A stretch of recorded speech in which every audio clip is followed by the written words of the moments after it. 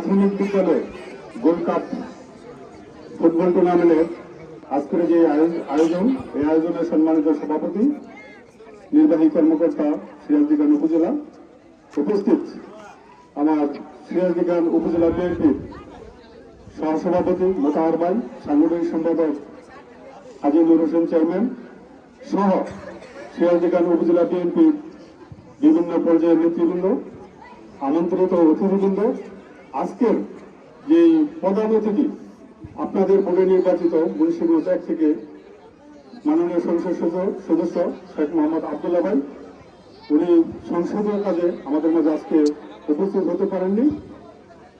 উপস্থিত খেলোয়াড়বৃন্দ ও আমার প্রাণপ্রিয় ক্রীড়াপ্রেমী দর্শক মন্ডলী, আসসালামু আলাইকুম।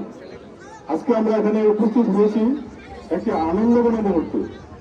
যে টুর্নামেন্টটা হলো, যে ছোট ছোট বাচ্চারা যে আনন্দ দিল, আসলে এটা আমাদের জন্য খুব গর্বের, আনন্দের। এই ফুটবল টুর্নামেন্ট যারা আয়োজন করেছেন, আমি আমার সিরাজদিখান উপজেলা বিএনপির পক্ষ থেকে, আমার পক্ষ থেকে এবং আমাদের নির্বাচিত সংসদ সদস্য শেখ মোহাম্মদ আব্দুল্লাহর পক্ষ থেকে তাদেরকে জানাচ্ছি শুভেচ্ছা এবং অভিনন্দন।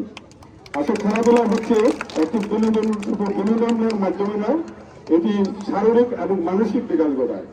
তা আমরা যে ছোট ছোট বাচ্চাদেরকে যদি এখন থেকে খেলাধুলায় উৎসাহিত করতে পারি, আপনারা জানেন যে বর্তমানে দেশে কিন্তু মাদকের সরাসরি, এখন থেকে যদি আমরা তাদেরকে খেলাধুলায় উৎসাহিত করতে পারি, তাহলে মাদক থেকে তাদেরকে আমরা দূরে রাখতে পারবো।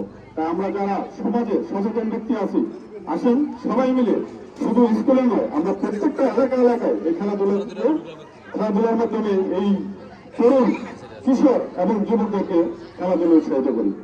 আমি আমার বক্তব্য আর বাড়াবো না। আজকে যারা জয়ী হয়েছে, খেলাধুলা কিন্তু জয় পরাজয় দিতেই থাকে, যারা জয়ী হয়েছে তাদেরকে আমি জানাচ্ছি শুভেচ্ছা। আর যারা জয়ী হতে পারেনি, তাদের জন্য রইল আগামী দিনে শুভকামনা।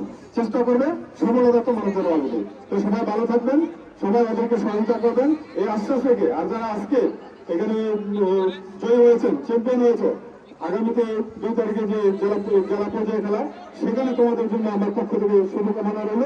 তোমরা ওইখানেও ভালো করবে, ওইখানে ভালো করে জাতীয় পর্যায়ে যাবে, এই কামনায় আমরা করি।